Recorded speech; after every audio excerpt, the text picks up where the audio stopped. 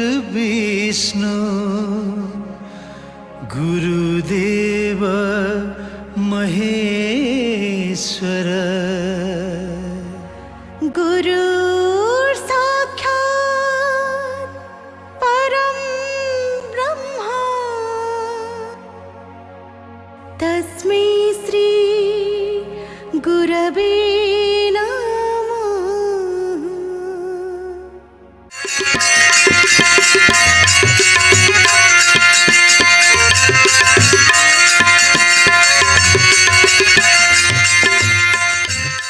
कोई कहता है भगवान खाते नहीं, कोई कहता है भगवान खाते नहीं, कोई कहता है भगवान खाते नहीं, कोई कहता है भगवान खाते नहीं। सबरी जैसे खिलाया, सबरी जैसे खिलाया, कर्मा जैसे खिलाया, कर्मा जैसे खिलाया, कर्मा जैसे खिलाया, कर्मा जैसे खिलाया, यशोदा जैसे खिलाया, यशोदा जैसे खिलाया। कोई खिलाते नहीं।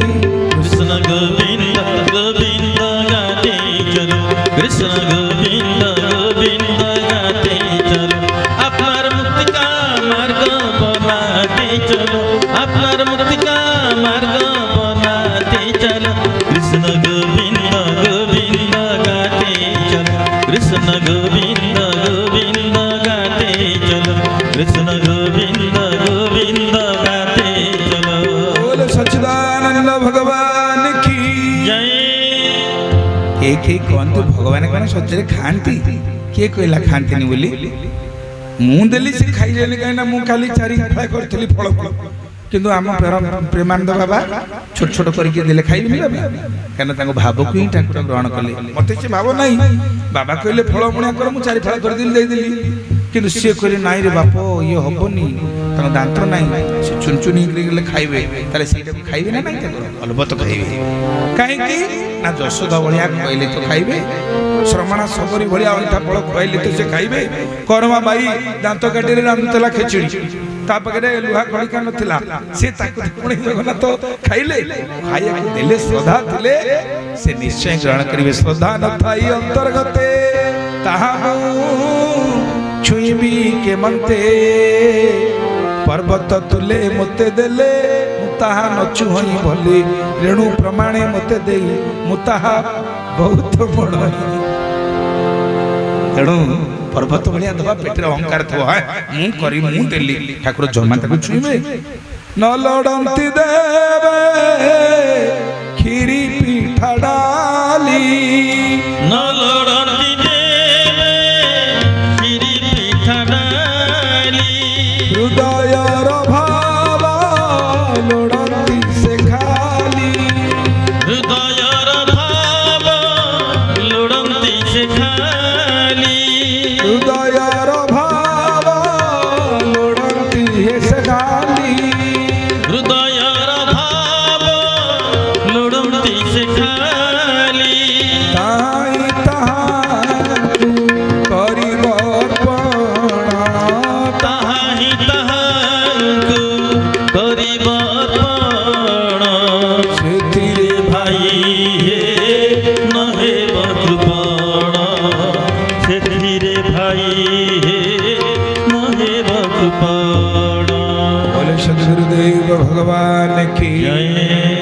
ठाकुर कौन सतरे खीरी पिठा डाली खाती न लोड़ती देवे खीरी पिठा डाली हृदयर भाव लोड़ती से खाली ताहि ताहांकु करिब अर्पण सेथिरे भाइये नहेब कृपण।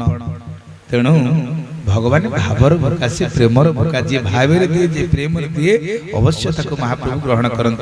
तेणु आज से ठाकुर निजे कौन करिसंती आंगुठी संधिरे आंबुल हाथ दही पखाळ धरिसंती जंगल को जाइसंती गोपाल पिला मानक सहित पखाळ खाइबा पई किए किए सब कौन कौन आनिसंती जी जहा आनिछि से कहूची देख कन्हई मोर हाथ आनिछि व्यंजन नवदत्त गोविंद गोविंद गोविंद पदुगड़ुछि मकरंद सरपुड़ी मु आनी अछि ओएला चार दे अछि गोविंद गोविंद गोविंद पदुगड़ुछि मकरंद आनी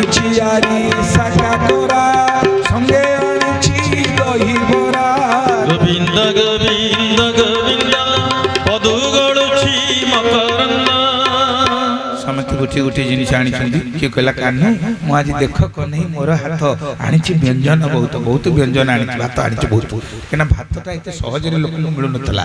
ଚିନ୍ତା କଲେ ଆଜିକି 5147 ବର୍ଷ ତଳେ 20-30 ବର୍ଷ କଥା କହିଲେ 3 ଓଳି ଲୋକ ଅନ୍ନ ପାଉଥିଲେ। ଯେତେ ଜମି ଥାଉ ଶାରଦ ଧାନ ହଉଥିଲା, ଦେଶୀ ଧାନ, ସେ ମାଣେକେରେ ଯଦି 2 ବସ୍ତା ବାହାରିଲାଣି ବଡ କଥା, କୋଉଠି ଗୁଣ୍ଠେକେ 5 ଗଣି 3 ଗଣି 2 ଗଣି ବାହାରୁଥିଲା।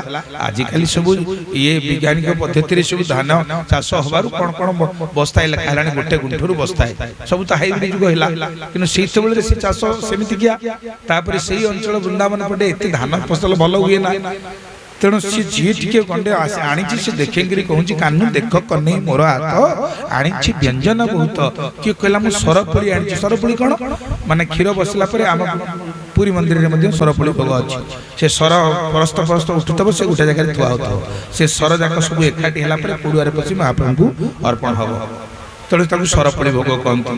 ସରପୁଳି ମାଠପୁଳି ସବୁ ନାନାଦି ପ୍ରକାର ଭୋଗ ଯିଏ ଯାହା ଆଣିଛି ସେ କହିଲା। କିନ୍ତୁ ମଧୁମଙ୍ଗଳ ପାଖରେ କିଛି ନାହିଁ। ଭଗବାନ କହିଲେ ଦେଖେ ସମସ୍ତେ ଆଣିଛନ୍ତି, ତୁ ଖାଇଲୁ, ତୁ ବ୍ରାହ୍ମଣ ସବୁ ଏକୁଟିଆ ଚାଲି ଯାଉଛି, କିଛି ଆଣୁନି, କାଲି ତୁ ବି ଆଣିକିରି ଆସିବୁ। ମଧୁମଙ୍ଗଳ ଯାଇ ଘରେ ଛୋଟ ପିଲା କାନ୍ଦିଛନ୍ତି। ତାଙ୍କ ମା ବନବାସ କହିଲା କିରେ ପୁଅ କଣ ହେଇଛି ନା କାହ୍ନୁ କହିଛି କାଲି ମୁଁ ଭାତ ନେଇକି ଯିବି, ଆଜ ମୁଁ ନଭୁ ଯିବି ଘରେ ଅନ୍ନ ପୁଡ଼ିଏ ଦିଅ ମୋରେ। ସେ ମା ମାଗୁଛନ୍ତି ଯେ ମୁଁ ଆଜି କିଛି ଖାଇବିନି, ମତେ ପଛେ ଆଜି ଖାଇବା ବନ୍ଦ କରିଦେବୁ, ମତେ କାଲିକି ସକାଳେ ଦେବୁ, ମୁଁ ନେଇକିରି ଯିବି। କାହ୍ନୁ କହିଛନ୍ତି ତୁ ତମ ଘର ବ୍ରାହ୍ମଣ ଘର ଭୋଜନ ଭଲ ସଂସ୍କାରିତ ଭୋଜନ ତୁ ଆଣିବୁ କାଲି। ତୁ କଣ ଅଛି ମତେ ପଛେ ଆଜି ଦେଇନା, ମୁଁ ଉପାସେ ପାଣି ପିଇ ଶୋଇ ପଡିବି, ବୋଉ ମତେ ଆଜି ଯୋଉଟା ଦେବା କଥା ତୁ କାଲିକି ଦେ। ଅଭାବଟା କେମିତି ଥିଲା ଆମେ ଏବେ ଅନୁଭବ କରିପାରୁନେ। ସତରେ ଏବେ ଗୋଟେ କୋଉ ସ୍କୁଲକୁ ଯାଇଥିଲି କହୁଥିଲେ, ମୁଁ କହିଲି ଆମ ପିଲା ବେଳେ ଆମେ ପାଠ ପଢିଲା ବେଳେ ଯଦି ଗୋଟେ ପଲିଥିନରେ ବହି ପୁରେଇ ନଉଥିଲୁ ଆମକୁ କୃତକୃତ୍ୟ ଲାଗୁଥିଲା, ନହେଲେ ଏମିତି ଥାକ କରିକିରି, ମୋ କଥା ମୁଁ କହୁଛି ମୁଁ ଦେଖିଛି, ଏମିତି ଧରିକି ଯାଉ ବହି। ଆମ ସାର୍ ସବୁ ଜାଣିଥିବେ, ସବୁ ଏମିତି ବହି ଧରିତୁ ସେଠୁ ପଢିଲୁ ଆସିବୁ। କିନ୍ତୁ ଏବେ ପିଲା ପ୍ରଥମରେ ପଢୁ ପଢୁ ଗୋଟେ ଲେଖା ଦାମିକିଆ ବେଗ, ତାଙ୍କ 500 ଟଙ୍କିଆ 1000 ଟଙ୍କିଆ ବେଗ ଆଗ ପିଠିରେ ଝୁଲେଇକିରି ଗଲେଣି। ସେତେବେଳେ ଆମେ ବହି ଯେତେ ଭଲ ପିଲା ଦେଖ ତାଙ୍କ ବହି ସବୁ ଖାତା ବହି ଚକଚକ ମଲାଟ ଦିଆଇ କି ବାବା ଯାହା ଘରେ ପେପର ଆଉଥିବ, ଆଉ ଟିକେ ମତେ 2ଟା ପେପର ଦିଅ ମୁଁ ବହି କରି ଦେବି। ତାପରେ ପରୀକ୍ଷା ପୂର୍ବରୁ ଗଣେଶ ପୂଜା ପୂର୍ବରୁ କାଳି ଦୁଆ ତ ସଫା ହେଇ କାଳେ ତା ଜିଭ ଆଉ ତା ଲିଭ ଭାରି ସେ ସଫାଇ ଠାକୁର ପାଖରେ ପୂଜା ହେଇ ପଡିଲା କଲମ, ସେ ଯାଇକି କେତେ ଶକ୍ତି ଥିଲା। ଏବେ ଯେତେ ଦାମିକିଆ କଲମ ଦେଲେ ପିଲା ଥରେ ବ୍ୟବହାର କଲେ ଫୋପାଡ଼ି ଦେଲେ, ବହି ଚିରି ନଷ୍ଟ। କିନ୍ତୁ ଆମେ କିଛି ନଥିଲା ହାତରେ ଧରୁଥିଲା, ଆମ ବହି ଏତେ ଭଲ। ଏବେ ଦାମିକିଆ ବହି ସେ ପିଲାଙ୍କୁ ବେଗେ ଦେଖିଲେ ଗୁଟୁକା ବାହାରିବ, ଆଉ କଣ କଣ ପାନ ପରାଗ ବାହାରିବ, କଣ କେତେ କଥା ତା ଭିତରେ ସବୁ ବାହାରୁଛି। ଆମ ଥରେ ମୁଁ ସ୍କୁଲରେ ଥିଲାବେଳେ ଗୋଟେ ପିଲାର କଲୁ ସବୁ ଜିନିଷ ତା ଭିତରେ ବାହାରିବ, ଯେତେ ଅଖାଦ୍ୟ ଜିନିଷ ସବୁ ପୁରେଇଛି ତା ଭିତରେ। କିନ୍ତୁ ସେତେବେଳେ ଦେଖନ୍ତୁ ପିଲାମାନେ କେତେ ଅଭାବ ଯେ ଖାଇବାକୁ ଘରେ ନଥିଲା ବୋଲି ମା ପୁଅ କହୁଛି ମାକୁ, ବୋଉ ଆଜି ପଛେ ମତେ ଦେ ନା, କିନ୍ତୁ କାଲି ଦେବୁ, ଆଜି ମୁଁ ନ ଭୁଞ୍ଜିବି ଘରେ ଅନ୍ନ ପୁଡ଼ିଏ ଦିଅ ମୋରେ, ମତେ 2ଟା ଅନ୍ନ ପୁଡ଼ା କରିକି ଦେ, ମୁଁ ନେଇକିରି ଯିବି। ମାଙ୍କ ମୁଣ୍ଡରେ ଚଡ଼କ ପଡ଼ିଗଲା, କୋଉଠୁ ଆଣିବି? ତା ବାପା ତ 15 ଦିନ ହେଲା ପୂଜା ପାଠରେ ଲାଗିଛନ୍ତି। ଏଭଳି ବ୍ରାହ୍ମଣ ସେ ଯେ ଏତେ ଅନାସକ୍ତ, ଯାଚିକିରି କିଏ ଦେଲେ ହେଲେ ଗ୍ରହଣ କରିବେ, ନହେଲେ କେବେ କାହାକୁ ମୁହଁ ଖୋଲି ମାଗିବେ ନାହିଁ। ଏଇଭଳି ନିଷ୍ଠାପର ବ୍ରାହ୍ମଣ ମଧ୍ୟ ଥିଲେ। ଆମ ଜଗନ୍ନାଥ ମନ୍ଦିରରେ ଜଣେ ଥିଲେ ତଳଛୁ ମହାପାତ୍ର, ସେ ଜୀବନ ଯାକ ମନ୍ଦିରରୁ 1 ଟଙ୍କା ଦରମା ନେଇନାହାନ୍ତି। କହିଲେ ମୁଁ ମହାପ୍ରଭୁଙ୍କ ସେବା କରୁଛି, ଅଭଡ଼ା ଖାଉଛି, ପୁଣି ଦରମା ନେବି? ସେଇଥିପାଇଁ ଏବେ ବି ପୁରୀ ମନ୍ଦିର ପ୍ରଶାସନ ତାଙ୍କର ଶ୍ରାଦ୍ଧ ବାର୍ଷିକୀ ପାଳନ କରୁଛି। ବ୍ୟାନର ଲଗେଇ ତାଙ୍କ ଫଟୋ ଲଗେଇ ପୂଜା କରି ଅଭଡ଼ା ଖାଇ, ସେ ଜୀବନ ଯାକ ଯେତିକି ରଖି ଯାଇଛନ୍ତି ମନ୍ଦିରରେ, ସେ ଖାଇଲେ ବୋଇଲେ ସରିବନି ତାଙ୍କ ମାସିକ ଦରମା ଯେତିକି।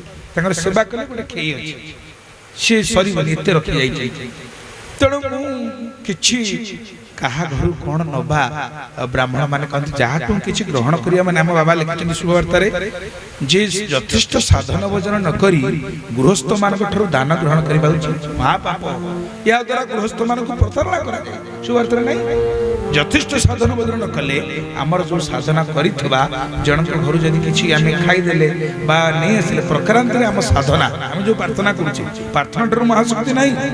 ସେ ସାଧନା ଫଳ, ସେ ଜପ ଫଳ, ସେ ଭଜନର ଫଳ ସେ ଗୃହସ୍ଥକୁ ପ୍ରାପ୍ତ ହେଇଯିବ। ତେଣୁ କାହା ଘରେ ଭୋଜନ କରିବା ପୂର୍ବରୁ ଥରେ ବାବାଙ୍କ ପ୍ରାର୍ଥନା କରିଦିଅନ୍ତୁ, ଗୀତା ଟିକେ ପଢିଦେବା, ଭାଗବତରେ ପଢିଦେବା, ନହେଲେ ହରେ କୃଷ୍ଣ ହରେ ରାମ କଣଟେ ହେଲେ କରିବା, ନହେଲେ ମନ୍ତ୍ର ଜପ ମନେ ମନେ ବସି କରିବା, ଗୁରୁ ଗାୟତ୍ରୀ ପ୍ରେମ ଷୋଡ଼ଶୀ କଣ ଗୋଟେ ହଉ। କିଛି ଭଜନ ନ କରି ଭୋଜନ କରିବା ମହାପାପ। ସେଇଥିପାଇଁ ସୁନ୍ଦର କାଣ୍ଡରେ କହିଛନ୍ତି ହନୁମାନଜୀ କହତ ହନୁମନ୍ତ ବିପତ୍ତି ପ୍ରଭୁ ସୋଇ ଜବ ତବ ସୁମିରନ ଭଜନ ନ ହୋଇ। ପ୍ରଭୁ ମଣିଷ ଜୀବନରେ ବିପଦ କେତେବେଳେ ଆସେ ନା ଯେତେବେଳେ ଭଜନ ଛାଡ଼ି ମଣିଷ ଭୋଜନ ପଛରେ ଗୋଡ଼ାଏ। ହନୁମାନ କହିଲେ ପ୍ରଭୁ ଇଏ ମୋ ଜୀବନର ଚିରନ୍ତନ କଥା ସତ୍ୟ କଥା ନା କଳ ନା ମୁଁ ଯେ ପର୍ଯ୍ୟନ୍ତ ଆପଣଙ୍କ ଭଜନ କରି କରି ଚାଲିଥିଲି ମୋ ଜୀବନରେ ଯେତେ ବିପଦ ଆସିଲା ପ୍ରଥମେ ଆପଣମାନେ ଯେଉଁମାନେ ସୁନ୍ଦରକାଣ୍ଡ ଜାଣିଥିବେ ରାହୁ ମାତା ସିଂହିକା ନାଗମାତା ସୁରସା ଲଙ୍କଦେବୀ ଲଙ୍କିନୀ ଇଏ କ'ଣ ମୋର କିଛି କରିପାରିଛନ୍ତି? କାରଣ ଯେତେବେଳେ ହନୁମାନଜୀ ସମୁଦ୍ର ଉପରେ ଉଡ଼ିକରି ଯାଉଛନ୍ତି ନାଗମାତା ସୁରସା କ'ଣ କଲା ସେ ଏମିତି ବର ପାଇଥିଲେ ଯେ ଛାଇକି ମାଡ଼ି ବସିବ ସେ ଯିଏ ଉପରେ ହେଲିକପ୍ଟର ଗଲେ ବି ତାକୁ ଅଟକେଇ ଦେବ ସିଏ ତାର ଏତେ ଶକ୍ତି। ହନୁମାନ ଯାଉଛନ୍ତି ଉଡ଼ିକରି ତାଙ୍କ ଛାଇକି ମାଡ଼ି ବସିଲା ଆଣି ଯେତେବେଳେ ତାଙ୍କୁ ଖାଇବାକୁ ବସିଲା ତ ବଡ଼ ଆଶ୍ଚର୍ଯ୍ୟ କଥା ହନୁମାନ ଏତେ ବଢ଼ିଗଲେ ଯେ ଇଏ 2 ଯୋଜନ ମେଲା କଳୁ ସେ 4 ଯୋଜନ ସେ 10 ଯୋଜନ 20 ଯୋଜନ ତା ବୁଦ୍ଧିରେ ହନୁମାନଙ୍କ ବିଚକ୍ଷଣ ବୁଦ୍ଧିରେ ହନୁମାନ ତାକୁ ମାନେ କିଛି ତାର ହନୁମାନଙ୍କର ସେ କିଛି କ୍ଷତି କରିପାରିଲାନି। ତ ନାଗମାତା ସୁରସା କହିଲା ହନୁମାନ ତମର ଯୋଉ ତୀକ୍ଷ୍ଣ ବୁଦ୍ଧି ମୁଁ ଭାବିଲି ତମକୁ ଖାଇ ବୋଲି କିନ୍ତୁ ତମେ ପ୍ରକୃତରେ ମହାପ୍ରଭୁଙ୍କର ପରମ ଭକ୍ତ ତମ କାର୍ଯ୍ୟ ସିଦ୍ଧି ନିଶ୍ଚିତ ହବ ତମେ ଯା। ସେଠୁ ଉଦ୍ଧାର ପାଇଗଲେ। ଲଙ୍କଦେବୀ ଲଙ୍କିନୀ ସେ କ'ଣ କରେ ଛାଇକି ଧରିକିରି ଖାଏ। ସେ ଯେତେବେଳେ ମାଡ଼ି ବସିଲା ହନୁମାନଙ୍କୁ ଗିଳିଦେଲା ହନୁମାନ ତା ପେଟ ଭିତରେ ବସି ଗଦାରେ ଜୟ ଶ୍ରୀରାମ କହି ତାକୁ ଫଟେଇ ଦେଇକିରି ଚାଲିଗଲେ। ତାପରେ ଲଙ୍କା କଡ଼ରେ ପଶୁ ପଶୁ ସବୁ ଗାଁରେ ଗ୍ରାମ ଦେବତୀ ଅଛନ୍ତି ଯେମିତି ଆମ ଗାଁରେ ଏଠି 4 ଖଣ୍ଡି ମୌଜାରେ ବୁଢ଼ୀ ନା କାଣିନା ଠାକୁରାଣୀ ଅଛନ୍ତି ଯିଏ ଚିରନ୍ତନ ସତ୍ୟ ଠାକୁରାଣୀ ସତ୍ୟ। ଆମେ କ'ଣ କଲେ କାହା କାହା ଭାଗ୍ୟ ଥିଲା କିନ୍ତୁ ଠାକୁରାଣୀ ଯୁଗେ ଯୁଗେ ଗାଁକୁ ଜଗିଛନ୍ତି ସେମାନେ ଜାଗ୍ରତ ପ୍ରହରୀ ଭଳିଆ ସବୁ ଜଗିଛନ୍ତି ଠାକୁରାଣୀ ମାନେ। ତେଣୁ ଯେମିତି ବାବା ଆସୁ ଆସୁ ଅମ୍ବିକାଙ୍କ ଆଶୀର୍ବାଦ ଆଣିକରି ଆସିଲେ ପ୍ରତ୍ୟେକ ଏରିଆର ଗୋଟିଏ ଜଣେ ଜଣେ ଠାକୁରାଣୀ ଅଛନ୍ତି। ସେମିତି ଲଙ୍କଦେବୀ ହେଉଛନ୍ତି ଲଙ୍କାର ଠାକୁରାଣୀ। ଇଏ ହନୁମାନ ଯେତେବେଳେ ବାହ୍ୟ ଇଏ ହେଉଛନ୍ତି ବିଦେଶୀ ଲୋକ ତାଙ୍କ ଦେଶରେ ପଶିଲା ସେ ସାଙ୍ଗେ ସାଙ୍ଗେ ବାଟ ଗାଳିଲା। ବାଟ ଗାଳିବାରୁ ହନୁମାନ କେମିତି ଯାଉଥିଲେ ବିଚିତ୍ର ରାମାୟଣରେ ବର୍ଣ୍ଣନା କରାଯାଇଛି। ରବିଅସ୍ତେ ସନ୍ଧ୍ୟା ହେଲା ପ୍ରକଟ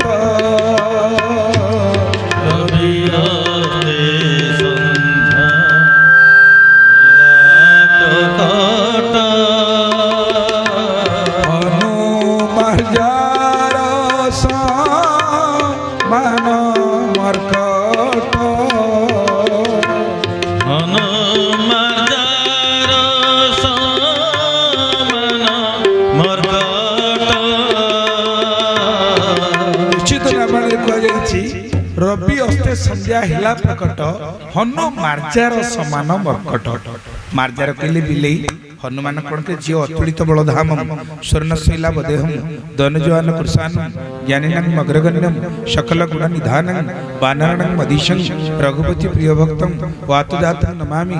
ସେ ଅତୁଳିତ ବଳଶାଳୀ ହନୁମାନ ସେ ଛୋଟିଆ ହେଇକରି ପଶିଲେ କାହିଁକି ପ୍ରଭୁଙ୍କ କାମ କଲେ ନିଜକୁ ନିଚ କରିବା ଦରକାର। ପ୍ରଭୁଙ୍କ କାମ ଗୁରୁଙ୍କ କାମ ଭଗବାନଙ୍କ କାମ ଯଦି କରିବା ନିଜକୁ ଯଦି ଛୋଟ ବୋଲି ଭାବିବାନି ମୁଁ ବଡ଼ ମୁଁ ଶ୍ରେଷ୍ଠ ମୁଁ ଜ୍ଞାନୀ ମୁଁ ମାନି ମୁଁ ଧନୀ ମୁଁ ବିଜ୍ଞାନୀ ସେ କାମକୁ ଆମେ ସମ୍ପୂର୍ଣ୍ଣ ଅନଫିଟି। ସେଇଥିପାଇଁ ଆମ ପୁରୀ ମନ୍ଦିର ସଂସ୍କୃତିରେ ଜଗନ୍ନାଥ ସଂସ୍କୃତିରେ ସବୁଠାରୁ ଯେ ବଡ଼ ସେବକ କିଏ ଗଜପତି ମହାରାଜ ଆଦ୍ୟ ସେବକ ଜଗନ୍ନାଥ ତାଙ୍କୁ କାଳ କାଳ ଧରି ଝାଡୁ ଧରିଛନ୍ତି।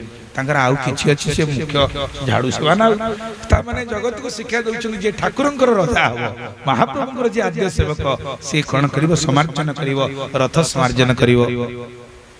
ତେଣୁ ଏଇଠି ଛୋଟିଆ ଆଉ ଗୋସ୍ୱାମୀ କହୁଛନ୍ତି କ'ଣ କହିଲେ ହନୁମାନ କେମିତି ପ୍ରବେଶ କଲେ ଗୋସ୍ୱାମୀ ତାଙ୍କ ଭାଷାରେ ଲେଖୁଛନ୍ତି ମଶକ ସମାନ ରୂପକ ପିଧରି କେହୁ ଚଲରେ ସୁମିରି ନରହରି। राम सिया राम जय जय राम राम सिया राम जय जय राम। तो मशक समान रूपक धरी लंकेउ चलेउ सुमिरी नरहरी ମଶକ କହିଲେ ଗୋଟେ ମଶା ବେଶ ଧରିକିରି ହନୁମାନ ପ୍ରବେଶ କଲେ। କାହିଁକି? ତାଙ୍କର 8ଟା ସିଦ୍ଧି ଥିଲା, ଅଷ୍ଟ ସିଦ୍ଧି ନବନିଧି କେ ଦାତା। କଣ? ଅଣିମା, ଲଘିମା, ପ୍ରୀତି, ପ୍ରକାମ୍ୟ, ଈଶିତ୍ୱ, ବସିତ୍ୱ ହେଉଛି ଅଷ୍ଟ ସିଦ୍ଧି। ସେ ଅଣୁଠାରୁ ଛୋଟ ହେଇପାରିବେ, ପର୍ବତଠାରୁ ମଧ୍ୟ ବଡ଼ ହେଇପାରିବେ। ଯାହା ହଉ, ଇଏ ଯେତେବେଳେ ଲଙ୍କିନୀ ମାଡ଼ି ବସିଲା, କହିଲା ମୁଁ ଗ୍ରାମ ଦେବତୀ ଏଠି ଜଗିଛି, ଯିଏ ଏଠି ଯିବ ଚୋରମାନଙ୍କୁ ଖାଇବା କାମ ହେଉଛି ମୋର। ତୁ ଚୋର ଭଳିଆ ଲୁଚିକି ଯାଉଛୁ ଚୋର, ତେଣୁ ମୁଁ ତତେ ଖାଇବି। ହନୁମାନ କହିଲେ ମତେ ଖାଇବା ପୂର୍ବରୁ ଆଗ ବଡ଼ ଚୋରକୁ ଖା। ନା ବଡ଼ ଚୋର କିଏ? ନା ତୋ ମାଲିକ ଯିଏ ମୋ ମାଆକୁ ଚୋରି କରିକି ଆଣିଛି। ତୋର ଯଦି ଚୋର ଖାଇବାରେ ଅଭ୍ୟାସ, ତୁ ଆଗ ତ ମାଲିକକୁ ଖାଇସାରେ, ମତେ ମୁଁ ତ ପୋଲିସ ଯାଇକି ଧରିବାକୁ, ତୁ ମତେ କଣ ଖାଇବୁ? ହ୍ୟାଲୋ, ତୁ ମତେ କଣ ଖାଇବୁ? ମୁଁ ତ ନିଜେ ତ ଚୋରକୁ ଧରିବାକୁ ଆଇଛି, ତୁ ମତେ କଣ ଖାଇବୁ? ଗୋଟିଏ ଶସ୍ତ ଜାବୁଡା ପକେଇଲେ ରକ୍ତ ବାନ୍ତି କରି ପକେଇଲା। କିଏ? ଲଙ୍କିନୀ। ଇଏ ମାଡ଼ ଯେତେବେଳେ ଖାଇଲା ତା ବୁଦ୍ଧି ଆସିଲା। ତାପରେ ପାଦ ଧରି କହିଲା, तात मोर आज पुण्य बहुता, बिनु हरि कृपा मिलै न संता। हे तात, मोर आज केते पुण्य, तो भली जने संत को आज दर्शन कली। तात स्वर्ग अपवर्ग सुख, धरिय तुलाय कंग, तुलानताई सकल मिली, जो सुख लवसत संग। कहले यदि स्वर्ग सुख अपवर्ग कहले धर्म अर्थ काम मुख्य को निकितर गोटिए पटे रखिबा। निकितर गोटिए पटे धर्म अर्थ काम मुख्य चतुर्वर्ग फल, आउ गोटिए पटे संतक दर्शन। ये चारिटे जाक पछे उपरकू हल्का हो जीव, हाँ, किंतु संत दर्शन सी महान। आज तुम भली जड़े संत दर्शन कली, मो प्रति प्रभुंकर केते कृपा। हनुमान कौन गोटे जाबड़ा खाइला परे तोर संत ज्ञान आसला ना? नाई, मते कथा निजे वेदवर ब्रह्मा कहि जाइतिले। कौन ना ब्रह्मा जिते आसी लंकापुर को रावण को वर देवा, विभीषण को वर देले, कुंभकर्ण को वर देले, फेरी जाते मुझे गोटे तले पहली बापा मत गोटे कौन दे जाओ ना, ते कौन देवी? तू तो लंकिनीटा ते कौन देवी ना, कौन टे दियो ना। जो दिन हनुमान प्रवेश करेंगे तू पथरोध करू, से दिन तो संत दर्शन फल मिल। तेणु आज मत मिलगला, हनुमान जाओ अचिरे तुम कार्य साधन कर। कहबार उद्देश्य एते एते विपद पड़ा, किंतु भगवान को नामटा तुंडे भजनटा कहीं किसी करें ना। सात्विक माया, राजसिक माया, तामसिक माया किसी कलानी कहीं ना, प्रति गुरुंकर दया अच्छी। बाबा आमर सुंदर भाव लिखि ना, गुरु जेबे करंती दया, टूटी जाए संसार माया। गुरु जेबे करंती दया, टूटी जाए संसार माया। गुरु जेबे करंती दया, टूटी जाए संसार माया। गुरु जेबे करंती दया, टूटी जाए संसार माया। गुरुंकर दया है संसार माया अपना छाई छुटी जाए। से गुरु किए जिंद कृष्ण बंदे जगत गुरु, सिंधु भगवान राम कृपा थिबारु हनुमान अचिरे कार्य साधन कले। किंतु विपद केतबेले पड़िला, जेतबेले जानकी के देखि कि तांको भोक लागिला, मां मते भारी जोरे भोक लागिलानी ना, पुओ एठी जा, ए होची रावणर सुंदर फल पुष्प उद्यान अशोक वाटिका। किंतु पुओ मन रखितारे, जो फल गुडा तळे पड़िथिबो खाइबो, गछरे चढ़िबोनी काहेकि ना, ये सुंदर उद्यान को रावण तार पुओ ठारू अधिका भल पाए। नष्ट बष्ट किसी करबनी, जेति तते खाइबा दरकार खाइबो। किंतु मन रख हनुमान, जो फल गुड़िक तले पड़ो ताकू खाइबू, गछरे चढ़िबनी काहेकि? जानकी जानिले मो पुओटा तो बानर बेश आसी, आ बानर कर स्वभाव ए डाल से डाल डेइबा। आमर भी पंचायत थिले तो अहिबटरू मंदिर, मंदिर रोषे घर डेड़ी करते ना नहीं, बानर स्वभाव होची डेइबा। तो ये निश्चय कोन नहीं करी दो, भांगी दो। कहले बापा तू गछरे चढ़िबनी, तळे जेटा थबो सेटा ही खाइ। हनुमान जाई जेतले माने पहुंच गले अशोक वाटिका रे, देखिले फटा पत्थर टी भी पड़ी। काई ना सबुदिने राक्षस राज रावण विजय करन, और राजा आसीबे सेवक माने झाड़ू मारी परिष्कार करी सफा कर किछि नाही। हनुमान तो पेट जळिलाणी, भोक कलाणी, खाई नाही। कहले मां कहिछि जो फल गुडा तळे पड़िथो ताकू खाइ। ठीक अछि, किछि कथा नाही, मोर गछ चढ़िया कोन दरकार? गोटिए गोटिए गछ को उपाड़िले जय श्री राम के तळे काचिले, फल गला हेतला तळे, आ गछ चढ़िया दरकार नाही। चढ़िया गोटे गछ को उपाड़िले मां कहजिबा तो ऊपर चढ़िबनी, जो फल गुडा तळे पड़िथो खाइबू। तेडू केमिति ଜ୍ଞାନ ଦେଖନ୍ତୁ ସେଇଥିପାଇଁ ଜୟ ହନୁମାନ ଜ୍ଞାନ ଗୁଣ ସାଗର ଜୟ କପିଶତି ଲୋକ श्री राम जय राम जय जय राम श्री राम जय राम जय जय राम। ତେଣୁ ଫଳ ଖାଇଲେ ଯାହା ଘଟଣା ଘଟିଲା ସେ ରାମାୟଣର କଥା ବିପଦ ମାଡ଼ି ଆସିଲା କାହିଁକି ନା ଭଗବାନ ରାମ ଶେଷରେ ପଚାରିଲେ ହନୁମାନ ତତେ ଲଙ୍କା କଟକକୁ ଧ୍ୱଂସ କରିବାକୁ କହିଲା ନା ପ୍ରଭୁ ଚୁପ୍ ହେଇଗଲେ ନା ତୁ କଣ ପାଇଁ ଲଙ୍କାକୁ ଜାଳି ପୋଡ଼ି ରଖାର ଖାଲି ଏମିତି କଲୁ ତନ ଜଙ୍ଗଲ ଧ୍ୱଂସ କଲୁ ହନୁମାନ ତଥାପି ନୀରବ ରହିଲେ ତାପରେ ପ୍ରଭୁ ପଚାରିଲେ ହନୁ ଆରେ ଏଡେ ବଡ଼ କାମ କଲୁ ତୋର କିଛି ବିପଦ ପଡ଼ିନି ତାପରେ ହନୁମାନଙ୍କ ଆଖିରେ ଅଶ୍ରୁ ଆସିଗଲା କହିଲେ ପ୍ରଭୁ ବିପଦ ସେତେବେଳେ ଆସିଲା କେତେବେଳେ କତ ହନୁମନ୍ତ ବିପତି ପ୍ରଭୁ ସୋଇ ଜବ ତବ ସୁମିର ଭଜନ श्री राम जय राम जय जय राम श्री राम जय राम जय जय राम।